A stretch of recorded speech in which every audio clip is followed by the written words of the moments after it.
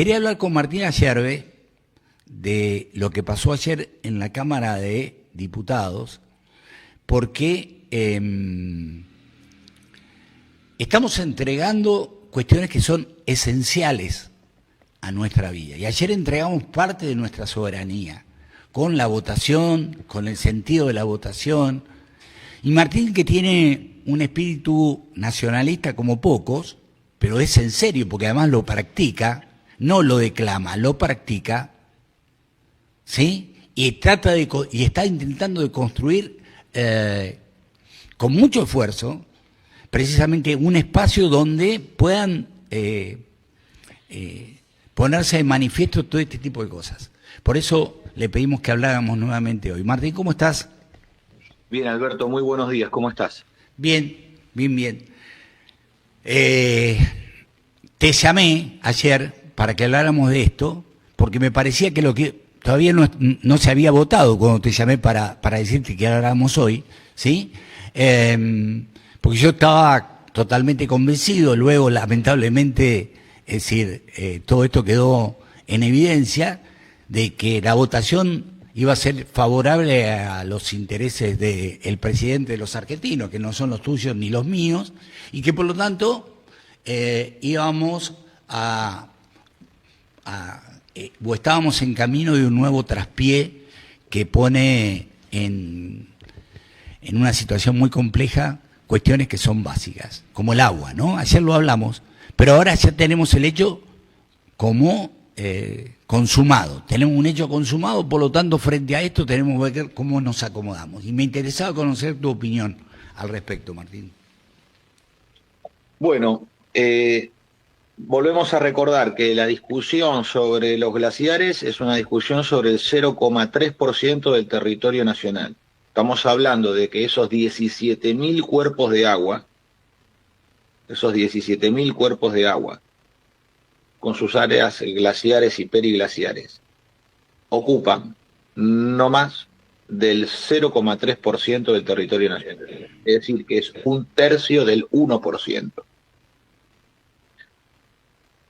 La explotación minera en la Argentina, que se viene realizando con la ley de glaciares vigente hasta el día de ayer, permitió que la explotación minera se realizara en todas las provincias argentinas con enormes ganancias para los ingleses y los yanquis principalmente, porque las empresas canadienses, australianas, neozelandesas o sudafricanas en realidad son subsidiarias de los ingleses y de los norteamericanos. Entonces, vamos a poner un ejemplo que queda claro respecto a los hechos históricos de la Argentina. Sí. En 1995 la Argentina fue calificada por la International Investment Conference como uno de los países más interesantes para realizar inversiones de riesgo en minería, considerando la legislación vigente, los incentivos y las condiciones políticas y económicas existentes en ese momento. La ley 24.196 es la actual ley que regula el Código Minero y que está, por supuesto, que vinculada a este tema porque la dirigencia política argentina, la del oficialismo de Milei y la de la oposición kirchnerista, está planteando el tema estrictamente como un tema económico. Pero esto no es solamente así. Vamos a ver los dos campos en los cuales esto se desarrolla. Un campo que es la explotación minera y otro campo que es la soberanía territorial. Sí. En el caso de la soberanía territorial, una de las cuestiones que podemos observar es que si la explotación minera se viene realizando desde la década del 90, hace ya 35 años, con enormes ganancias en metálico para Inglaterra y Estados Unidos. El 50% de la plata que se extrae del país sale de Santa Cruz, del macizo central de la meseta patagónica de Santa Cruz. Y el 85% de la plata que sale de la Argentina se extrae también de Santa Cruz, del mismo macizo, en el cual no se ven afectados los glaciares. Quiere decir que los grandes negocios del oro y la plata en la Argentina no están vinculados a los glaciares. Entonces, evidentemente tenemos que observar que la cuestión de los glaciares es una cuestión vinculada al agua como no solamente recurso estratégico, sino que toda la civilización en todas partes del mundo se ha desarrollado en los cursos de agua o en las orillas, en el mar. Sí. Si nosotros miramos, por ejemplo, a la India. La India es un país que está principalmente poblado, y muy poblado, son más de 1.100, 1.200 millones de habitantes en la India. ¿Y dónde se concentra esa enorme población? En sus costas. En el centro y norte de la India no hay mucha población, no hay mucha concentración demográfica, porque la concentración está en las costas, donde está el agua y donde están los alimentos. Entonces, los alimentos de origen vegetal y los alimentos de origen animal están vinculados a las fuentes de agua. Entonces, quien domina los cursos de los ríos, domina el territorio. Sí. Evidentemente, hay que observar que así como en la década de 90 se privatizaron las empresas vinculadas al servicio de agua, como es Agua y Energía, se entregaron y se desmantelaron las áreas vinculadas a los institutos, el Instituto Nacional del Agua, que Sí. sigue existiendo en la Argentina, pero no tiene presupuesto suficiente ni presencia territorial adecuada, y se han entregado las represas hidroeléctricas, que han sido obras construidas por el Estado empresario argentino y que han sido entregadas sin ningún beneficio para el país a manos extranjeras o privadas. Tenemos que ver que lo que hay atrás de la ley de glaciares es la entrega del agua a Mekorot de Israel. Claro. Esto ha sido realizado por Guado de Pedro, Así es. que fue el ministro de Interior de Alberto Fernández de Kirchner, Sí, sí, sí. y un hombre de la cámpora, de la más absoluta confianza de Máximo Kirchner y Cristina Fernández de Kirchner, Sí, sí. Tal cual. Es exactamente así. porque nadie puede pensar que Guado de Pedro es un libre pensador. No, no, no. La caracterización es correctísima. ¿Está bien? Claro, claro, vos no podés decir, no, mira el tipo es un tipo que cayó, es un paracaidista. No, no, está bien, bien entramado en el esquema de poder del kirchnerismo y en el esquema de poder de la victimización de su política de derechos humanos, con lo cual cree que tiene un escudo de impunidad que no lo van a tocar, pero va a ser también condenado por el pueblo argentino por la entrega de la soberanía nacional. Entonces, dado que se entregan los cursos de agua a Mekorot, ¿qué le falta a Israel para tener dominio de esos cursos en la Argentina? Los glaciares. Los glaciares que son el inicio de las cosas. Sí. Los glaciares son el inicio de las cosas.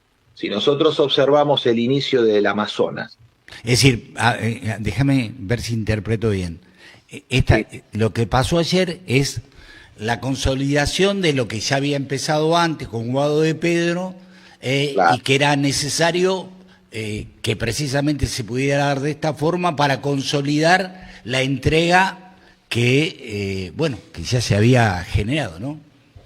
Claro, porque cuando vos observás, por ejemplo, el inicio de las fuentes de agua, de los Sí. cursos de agua, tanto del Amazonas como del Amazonas que desemboca a la altura de Belén en Brasil, en el delta del Amazonas, en el norte brasileño, y el Orinoco, que es la otra cuenca de envergadura que desemboca en Venezuela,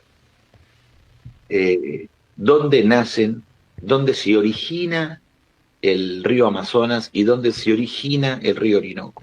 Bueno, en un glaciar en el Ande peruano. Claro. En el Ande, del otro lado del Ande, del lado amazónico, no del Pacífico, sino del lado amazónico del Ande, hay un cuerpo de agua, hay una masa de agua que por condensación ambiental y por el frío de ese lugar genera las condiciones para que haya condensación sobre la roca y esa roca va goteando y da inicio al curso de agua. Por supuesto que el caudal del Amazonas y el caudal del Orinoco no provienen del goteo solamente, sino de la condensación de la selva y de otros afluentes que confluyen. Sí. Nosotros tenemos que poner el principio, el alfa del río, allí está. Entonces, eso es un fundamento no menor para poder comprender las cuencas exorreicas que tienen origen ¿Qué en el Ande, ¿Qué significa exorreicas? aquellas que nacen al interior del territorio en el Ande y desembocan en el mar. Sí. Desembocan en el mar. Las cuencas endorreicas son aquellas que desembocan en alguna laguna hacia el interior, ¿no es cierto? Entonces, como pasa con el río Hondo, viste que se ha vuelto a inundar Tucumán, está lloviendo mucho. Sí. En enero llovió, en febrero, en marzo el 15 de marzo hubo una inundación terrible que arrasó. Entonces, hay desbordes en el norte que afectan a la zona de Tafí. Tafí está arriba, pero los que viven abajo de Tafí sí. están por dos ríos. El Medina en el norte. Estamos hablando de Tucumán, ¿eh? Tucumán, y en el sur ocurre lo mismo con el desborde del río, no recuerdo ahora, no me sale, pero lo que sucede allí es que esos ríos que son confluyentes al río Sali, que es el colector, desembocan en Río Hondo. Sí. En el embalse de Río Hondo. Eso es una cuenca endorreica. Bueno, para meternos un poco en el tema, porque es lindo conocer, es lindo saber. Acá Matías me dice, nosotros tenemos terrible cuenca endorreica en Mar Chiquita, el mar de Ancenusa, el mar Aral de Sudamérica, hay que cuidarlo mucho, ¿sí? Muy bien, Matías Bustelo, ¿sí? La Vasca Cortaberría es geógrafa, estos temas. Bien, los domina muchísimo, claro. Yo aprendo, le pregunto a la Vasca me explica, me da Pero panorama. yo a lo que voy, Martín, es, más allá de lo que represente en cuanto a volumen, esto que vos estás diciendo, lo que sí yo quiero manifestar, y me parece que estaba en lo correcto cuando se me ocurrió que debíamos empezar el programa hablando con vos, es que lo que estamos haciendo es entregando soberanía que se empezó a entregar cuando Mercorot se hizo cargo del agua en determinadas provincias a partir de la negociación con Guado de Pedro en pleno gobierno kirchnerista, y esto de alguna manera es lo que termina de consolidar esa entrega. ¿Está bien planteado así? Está muy bien planteado, Alberto, esto hay que verlo, no hay que temer. Los compañeros nacional justicialistas, los compañeros peronistas, esto lo tienen que observar objetivamente, esto es parte de la realidad, esto no es un posicionamiento de una corriente política, no es una opinión, no es una cuestión de carácter ideológico o un debate interior. No, es un dato de la realidad. Es decir, digo, lo menciono porque por otro lado, y esto más yo lo he podido corroborar con gente que vive en la Patagonia, en nuestro país. Todos los días están llegando israelíes que se van afincando en el sur de nuestro país. Vos te encontrás con esto, es decir, vos decís, guarda, mirá lo que están haciendo estos tipos, le están entregando el agua, le están entregando territorio, porque además encima nosotros no le pagamos a los jubilados, pero le pagamos pensiones a los israelitas que vienen a fincarse en nuestro territorio, en el sur de nuestro territorio. Digo, estamos ante una entrega que es brutal, Martín. Es decir, sí. Esto después lo vamos a ir viendo, cómo la concepción apocalíptica del sionismo, de los hebreos, sí. busca forzar el final de los tiempos, busca quemar Israel. Fíjate que se ha hecho un alto el fuego, porque Estados Unidos no puede doblegar la voluntad de los iraníes. Se ha dado un cese al fuego, ¿y qué ocurre? Israel pudre el cese al fuego. hay un cese al fuego. Estados Unidos, más allá de que Donald Trump se presenta, es otro Mr. Capo, ¿no? Donald Trump se presenta como el gran ganador, el Sí. winner norteamericano. No ganó nada, no ganó nada, no ganó nada. Les ha salido carísimo, además, esta aventura, y tiene el frente interno complicado. ¿Y qué ha ocurrido? Bueno, ha tenido que aceptar las condiciones que Irán puso al cese al fuego. Sí. No lo reconocen los yanquis. Los yanquis dicen que Irán se rindió, pero resulta que No, no. no, no, no. Eso no es cierto. Los yanquis tuvieron que aceptar las condiciones que les han puesto los iraníes. Entonces los iraníes, en total dominio del estrecho de Hormuz, van a dejar circular la flota internacional, porque Estados Unidos quiere vender las cosas cambiadas. Entonces quiere decir que ellos han liberado el estrecho de Hormuz a la navegación, cosa que no es así. El estrecho de Hormuz estaba libre a la navegación internacional y también lo navegaban otras banderas extranjeras y lo navegaban las banderas de esos estados inventados por los propios yanquis en el Golfo Pérsico, que son esos países como Emiratos Árabes Unidos, Omán y todo eso. Eso no existe, eso no son ni naciones, no son países, no son culturas, no son nada eso no es nada, esos son inventos de los yanquis, como los miles de republiquetas que han creado en África, como Liberia, otro invento más, o o las republiquetas que han creado en Centroamérica, porque nadie puede creer en la existencia trascendental de Honduras. Son todos desprendimientos de México. Es lo mismo que Panamá. Nadie puede creer en la trascendencia, en la historia de Panamá. Panamá tiene trascendencia por su estrechez y el canal que une los dos Claro. grandes. Es decir, sin el canal Panamá sería una entelequia, una abstracción, no se puede. Panamá ha sido creada por eso, porque en realidad si no es parte de la Gran Colombia. Y la Gran Claro. Colombia es Venezuela y Colombia. Venezuela, Colombia y Panamá son una única nación. Bueno, entonces, por eso hay que pensar en estos términos para ir a la unión de la patria grande, que significa también, bueno, la Argentina. Y la Argentina sola, y no, la Argentina tiene que ir unida a sus hermanos. Nosotros nos tenemos que unificar con los con Uruguay, con la banda oriental, nos tenemos que unificar con el Paraguay. Nosotros nos tenemos que unir fuertemente. Entonces, porque tenemos lazos, vínculos muy, muy profundos. Entonces, volviendo a el tema del estrecho de Hormuz, ¿qué ha ocurrido? Cuando los yanquis se tienen que aceptar este pliego de condiciones de los iraníes, ¿qué hace Israel? ¿Qué hace Israel? Israel es quien conduce a Estados Unidos. Porque hablar de Israel o de Estados Unidos es hablar de lo mismo. Sí. Son intercambiables los dos. Pero los israelíes conducen a los norteamericanos. El pueblo norteamericano ahora está empezando a observar que Israel no es su aliado, sino que Israel es su enemigo. Lo está empezando a ver. Está empezando a ver grandes porciones del pueblo norteamericano, está empezando a ver que Israel es su enemigo.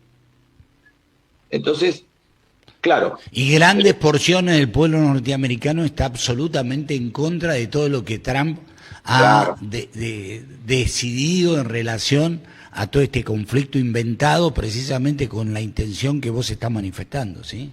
Entonces, como el pueblo empieza a ver esto, ¿qué ocurre? El imperialismo internacional del dinero, que es el mismo que asesinó a John Fitzgerald Kennedy, Sí. por el solo hecho de sacar un billete. Fíjese la audiencia, búsquelo en Google, busque en internet, que John Fitzgerald Kennedy saca una nota federal que, a diferencia del billete que se emite por la Reserva Federal, que está en manos del imperialismo internacional del dinero, de los hebreos, tiene un sello rojo. Es un dólar verde con un sello rojo. Sí. Ese dólar verde con sello rojo recuperaba para el pueblo norteamericano. Para que me fijo, porque yo solamente uso dólares, ¿sí? Su soberanía monetaria. Acá está, tenés razón, sí, sí. tiene acá el sello rojo. De Kennedy, es un billete verde, fíjense que está en internet, lo ponen. Sí, es así. Sí. Es un billete verde con un sello rojo. Bueno, con eso se comió unos cuantos tiros, que después lo disfrazaron de una bala mágica, como que hubo un tirador que tiró con un fal desde una ventana y que la bala pegó la vuelta por todo el cuerpo de Kennedy. Le metieron unos cuantos corchazos. Sí. Entonces, eso es lo que ha demostrado de lo que son capaces quienes manejan los bancos que manejan la Reserva Federal, que pertenecen al imperialismo internacional del dinero y que son el poder del Sanedrín de Israel. Porque los sacerdotes que ellos tienen no son como los nuestros, que son austeros, que viven en cierta carestía, que son humildes, que supieron usar sotana, ¿no? Como muchos que hoy se ordenan en las vocaciones quisieran volver a usar sotana. Qué lindo sería, porque muchos lo quieren. Para un poquito, Martín. Los sacerdotes son más parecidos a especuladores. Contestame esto, porque René Morales me dice, pregúntale a Sherbe si es antisemita o antisionista. Si es antisemita, ¿qué va a hacer con los vecinos hebreos de Villa Crespo, de Once, de Flores? ¿Qué piensa de los hebreos argentinos? ¿Los considera argentinos? ¿Sí? No, es una pregunta que no corresponde, es una pregunta que solamente puede hacer la DAIA, no corresponde. No reconocemos a la DAIA como autoridad argentina. No reconocemos a la DAIA como autoridad, no tiene potestad sobre nosotros en la Argentina. Entonces, continuando con esto, el que sabe entender, entiende, y el que quiere manipular, manipula. Pero nosotros no hacemos. Pero no importa, es decir, yo te lo leo simplemente para que vos tengas chance de poder responderlo, ¿está bien? Nada más. A la DAIA presente con sus buches, como en todas las reuniones. Entonces, volviendo a esto, ¿qué tenemos que observar? Que Israel acaba de pudrir este cese al fuego, este alto al fuego, acaba de pudrirlo bombardeando el Líbano. El Líbano, viste, la liga siempre, es una cosa terrible. Sí. El Líbano la liga siempre. ¿Cómo los castigan? Porque no es solamente la franja de Gaza, Palestina, es el Líbano también, que es permanentemente atacado por estos criminales. Entonces, por eso han destruido el cese al fuego y Trump lo tienen agarrado de las pelotas. A Donald Trump, que la va de canchero, de sobrador, de winner, de Mr. Capo que se la sabe todas, lo tienen agarrado de las pelotas. Entonces, ¿qué hay que hacer? No hay que cometer un error político de buscar alinearse con Donald Trump. ¿Quién se le puede ocurrir? Todos estos planteos con respecto a la política de Donald Trump en la Argentina no van más, se acabaron. Volvamos a la minería. ¿Qué ocurre con esto? Así como nosotros vemos que Israel busca quemar Medio Oriente, ¿para qué? Para realizar su escatología materialista. La escatología materialista de los hebreos lo que busca es alcanzar un fin de los tiempos, con lo cual destruir Medio Oriente, destruir las fuentes de energía de Medio Oriente, generar desabastecimiento de energía en el mundo y desabastecimiento de alimentos, porque la actual agricultura, a partir de la Segunda Guerra Mundial, la actual agricultura es en base petróleo. La agricultura depende del petróleo porque depende de los fertilizantes de origen petrolero. Para un poquito porque se ha producido un debate. Es decir, yo voy a responder por Martín Ayerbe, René Morales, porque Martín no tiene ningún problema con los hebreos argentinos. Es decir, olvídate, no va por ahí. En Argentina hay hebreos. Sí, claro que hay hebreos. Martín no está en contra de los hebreos. ¿O sí? Mire, si nadie habla de ellos. No, por eso digo, decir, no entremos a no son más que nadie, que no vengan a hacer ninguna del show que hacen, porque ellos no son más que nadie y no tienen mayor importancia para nosotros. Claro. comunidades mucho más importantes como la comunidad paraguaya. Acá tenemos comunidades alemanas en el sur de la provincia de Buenos Aires, en Entre Ríos, los alemanes del Volga y otros que han venido. Esas comunidades son de mayor importancia para nosotros. Los italianos, 14 millones de tanos vinieron a la Argentina. Pero claro, es decir, yo soy descendiente, mis abuelos eran italianos, ¿me entendés? Es decir, Hay en la Argentina 14 millones de trombetas ahí. claro, por eso digo, es decir, tenemos que ir por... Los vascos hicimos la mitad de este país.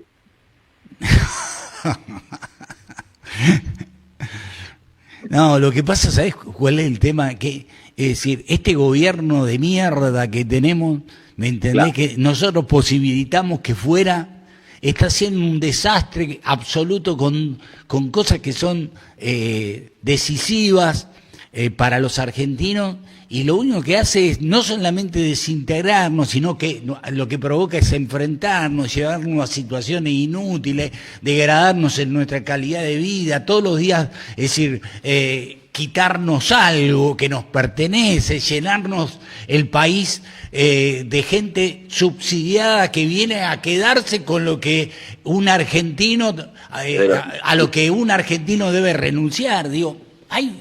es una... ¿Sí? Entonces, por eso, viendo que ellos en su teología materialista o en su materialismo teológico buscan una patología con la cual quemar Medio Oriente y venirse para acá, tenemos que estar listos para repelerlos, con todos los medios que contemos.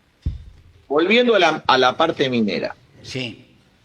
Porque vimos que esto se compone por dos elementos. Un elemento vinculado a la ocupación territorial, la soberanía y la defensa, y otro elemento que sí es de carácter económico y estratégico. ¿Por qué? Porque en la explotación mineral, en la actual electrónica, hay componentes que antes no tenían demasiado valor de uso, pero sí ahora lo tienen, de uso y de cambio. Entonces, en este caso, el oro y la plata no se utilizan solamente como reserva en la finanza o como objeto de adorno, una cadenita, una pulserita de oro, una medallita, sino que se utilizan para la electrónica.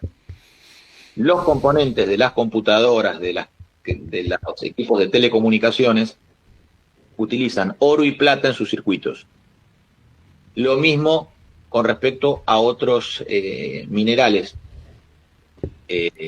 metálicos de la tabla periódica que encontramos en la franja de abajo, los lantánidos y actínidos. Los lantánidos y los actínidos son metales que podemos encontrar en ellos, por ejemplo, el neodimio, que se utiliza para hacer los imanes más poderosos que hay.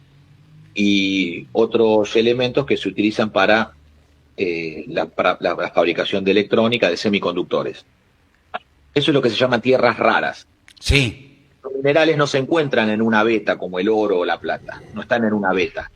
Están mezclados en la roca con otros minerales. Entonces, cuando se hace el refino, se van sacando pequeñas porciones de esos minerales a través de distintos procesos de refinado, de lixiviación, procesos magnéticos, procesos de explotación y demás, con los cuales se obtienen un montón de recursos, que es lo que está saliendo de la Argentina, y nosotros no nos enteramos porque ellos hacen una declaración jurada que les permite, y aquí sí volvemos ya al plexo minero, la ley 24.196, que hay que derogar porque es el código minero, que además perjudica a las provincias porque no les permite cobrar regalías más allá del 3%. Del 3%. Sin control absolutamente de nadie, por otro lado, porque las mineras declaran lo que quieren, nadie controla absolutamente nada, y de eso se llevan, es decir, lo único que regresa es un 3%, que hoy creo que, a partir de algunas modificaciones que se hicieron, es menos todavía, ¿sí? Entonces nosotros en eso, ¿qué tenemos que observar? Que cuando constituyamos un gobierno nacional justicialista, Dios quiera que sea en esta próxima, y si no será cuando tenga que ser, vamos a derogar este código minero, esta ley 24.196, y vamos a reunir en un consejo minero argentino a todas las provincias argentinas, porque en todas se puede hacer minería, no solamente en la cordillera, en todas las provincias se puede realizar explotación minera, y las vamos a reunir para crear una nueva ley, un nuevo código minero, para que las provincias puedan pasar de cobrar solo por la concesión de la explotación, pasar del 3% al 15%. Le vamos a multiplicar por 5 los ingresos a la provincia. La provincia va a participar con no menos del 15% y de ahí para arriba de acuerdo a la explotación. Y vamos a poder realizar la creación de empresas conjuntas, provinciales, nacionales, para que la provincia tenga el aporte de capital de la nación para poder hacer su propia explotación por sí misma y hacer su propio refino y montar sus propias fábricas para fabricar baterías de litio, para fabricar, poner las lingoteras de oro, de plata, de paladio, de metales especiales, con un nuevo código minero que vamos a sancionar de manera conjunta en una gran asamblea provincial, federal, con un gobierno nacional justicialista. Con esto, la ley 24.196 fue modificada por la 24.296 del 93, que incorporó bajo el régimen a la piedra partida. La 26.161, que define el valor de boca de mina, y la 25.225 del 99, que incorpora al Código de Minería el arsénico, el cuarzo, el feldespato, la mica, la fluorita, los fosfatos, las calizas, el azufre y la waldesmita, y la ley 25.429 del 2001, que amplió y actualizó el régimen de inversiones, los alcances de estabilidad fiscal, el avalúo de las reservas y la exención de gravámenes. Sí.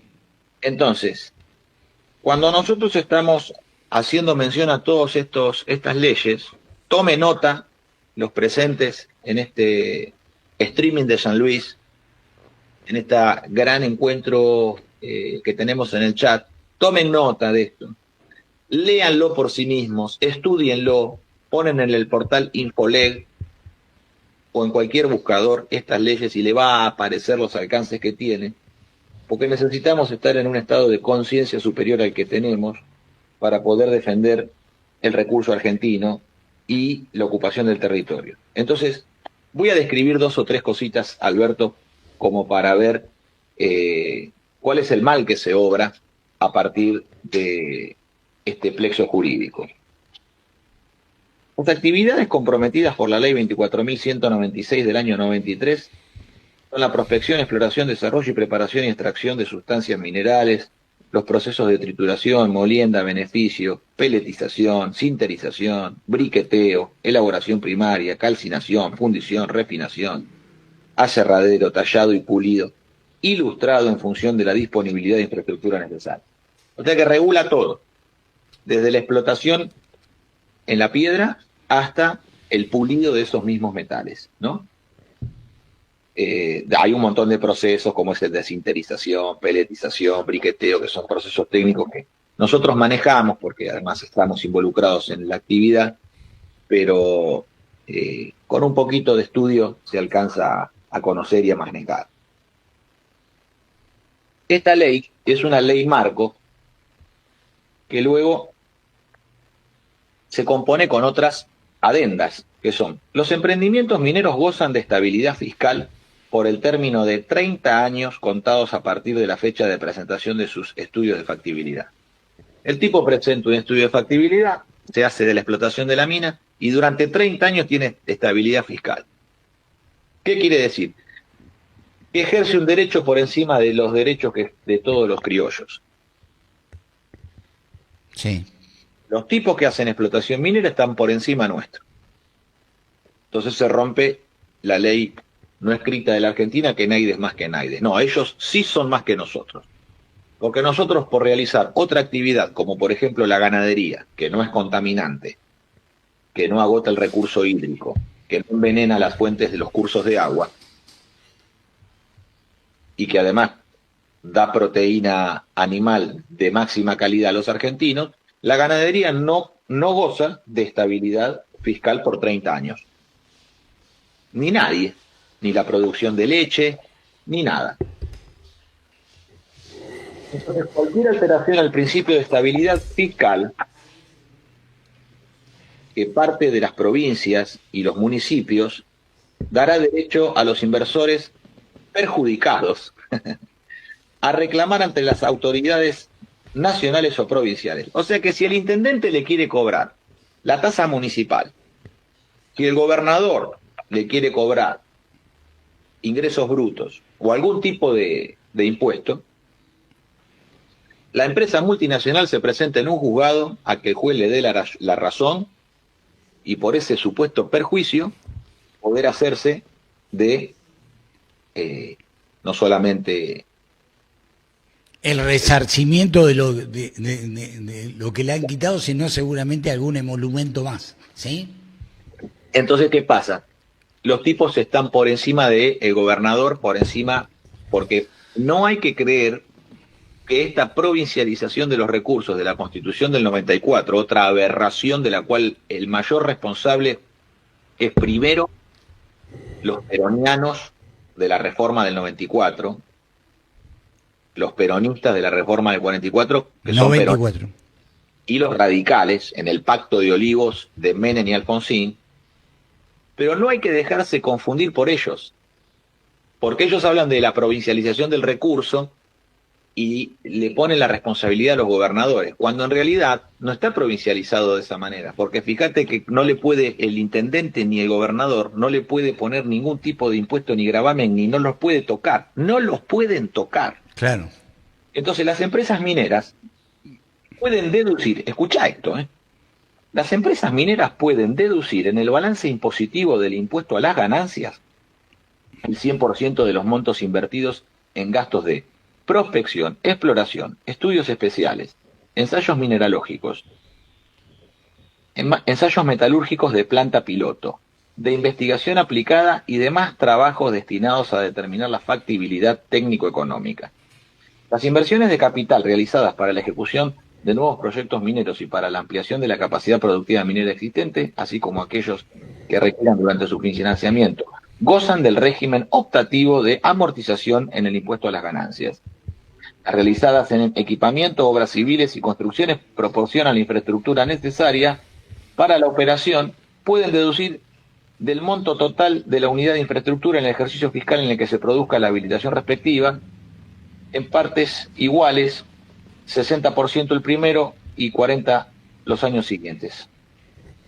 Los tipos que te están diciendo, que lo que ellos dicen que son inversiones, Sí. que son inversiones en realidad, lo que ellos te dicen que son inversiones, que son importaciones, que no compran nada acá, acá no ponen un sope, no compran nada. Le dan como premio consuelo a los intendentes o a los gobernadores que les organicen las viandas y el traslado. Entonces, cuando hay que subir a la mina, Sí. le dan al intendente y al gobernador que arme la combi, los traslados en camionetas, Claro. y le dan las viandas Es un para chiste. las viandas, los sanguchitos, Sí, la sí, gaseosa. un chiste. Pero esto es la realidad. No, sí, claro que es la realidad. Por eso digo que está bueno que abordemos el tema y lo profundicemos. Para eso te llamé, para que se entienda de qué estamos hablando, porque si no esto no se dimensiona, porque vos no podés pensar que se está haciendo una entrega de este tipo. Es decir, donde los tipos que nos quitan los recursos encima están exentos de todo, ¿sí? Eximidos de todo. Y además, lo que importan, lo descuentan de ganancias. Claro. O sea que además de importarte y te romperte la balanza comercial, además de importar y romperte la balanza comercial con importaciones en vez de fabricar acá, no, lo descuentan de ganancias. Así que no pagan ganancias y no pagan por nada del propio trabajo. Es como si yo te dijera, no, mira, yo para producir tengo estos gastos, así que no pago impuestos porque estoy invirtiendo en la producción. Está perfecto. Es así como vos decís. Déjame decirte, te leo este último mensaje y te despido y nos encontramos la semana que viene. Por favor, decirle que mediatice un poco más, escucha esto, su mensaje. Todo muy bueno, pero no estamos en una reunión política. Necesitamos poder recortar verdad y belleza para compartir el mensaje. La época, ¿vio? Nosotros creemos que está muy bien lo que estamos haciendo. Creo que estamos, es decir, porque esto se da, porque de alguna manera yo lo invito a Martín a participar de esto. Él estuvo ayer, él está los miércoles, pero le pedí que estuviera hoy, porque me parece que es importante, de alguna manera, que se pueda entender qué es lo que está pasando, porque si no, hablamos y decimos piripipí sobre un montón de cosas que en realidad están disociados de esta verdad de la cual estamos hablando ahora. Entonces, nosotros estamos mediatizando su mensaje, porque la intención que nosotros nos proponemos es precisamente que se pueda entender o que Martín pueda explicar esto, que lo explica muy bien, y que nos ayude a tomar conciencia, porque si no, vamos a seguir repitiendo cosas que nos dicen algunos que tienen un interés determinado, ¿sí? Nosotros lo que estamos intentando es contar cuál es la verdad de la milanesa y cómo se hace para modificarlo, o qué deberíamos hacer para modificar todo esto y volver a ser lo que alguna vez fuimos, porque tenemos que recuperar nuestra esencia, ¿sí? Nosotros hacemos nuestra parte, no podemos hacer todo. Yo no puedo terminar el programa que hago con Alberto y ponerme en la computadora a hacer los recortes y publicarlo en TikTok. No puedo, muchachos. No, pero claro, tenés que tener una estructura. No, también tengo una vida, como tienen todos ustedes. Tengo familia, tengo que trabajar, tengo que arreglar las cosas que se rompen en la casa, que cada vez se rompen más cosas y cada vez hay menos guita para arreglar. Todos los problemas que todos tenemos en la Argentina, yo los sufro y los padezco también. ¿Por qué? Porque yo no pertenezco a la dirigencia, a la casta política. Yo no soy kirchnerista, no soy Cuca, no soy libertario, no soy de Macri. Entonces, mi vida es muy parecida a la de todos ustedes. Entonces, nosotros necesitamos ayuda en esto.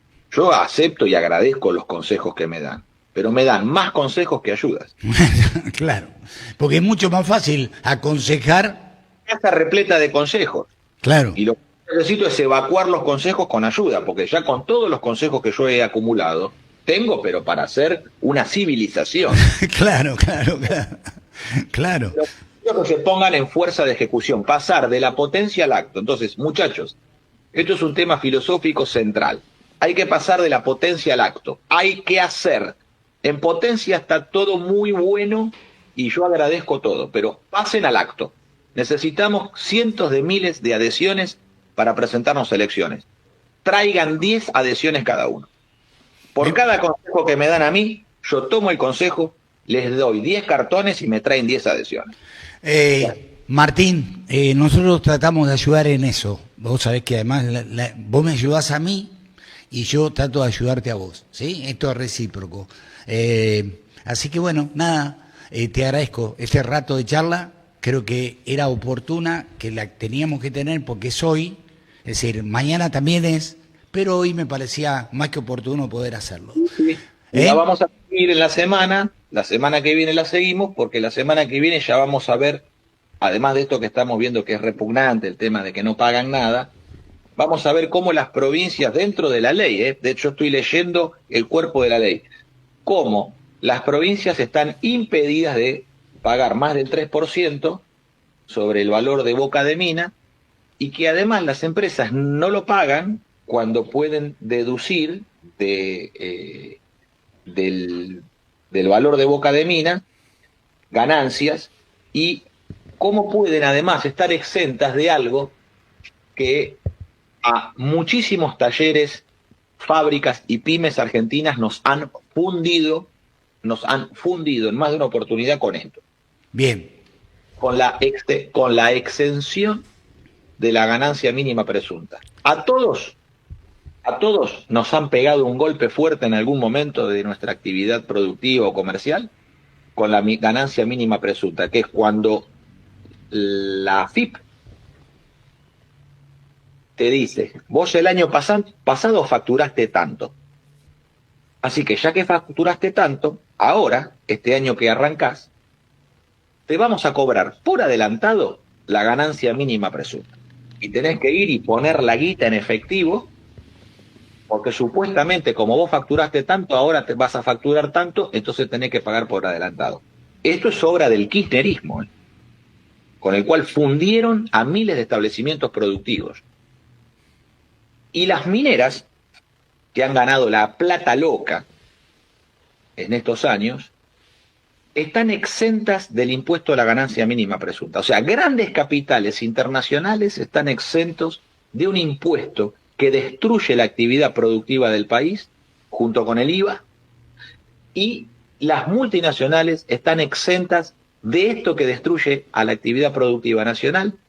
Entonces se vea claramente, vamos a ver en la próxima emisión, cómo este plexo jurídico no es solamente para que los tipos se lleven los minerales y ganen guita, sino que todo está entramado en la destrucción de la actividad nacional. Claro. Martín, te mando un abrazo, gracias, chau, gracias en serio, ¿sí? Buen día, Tromba.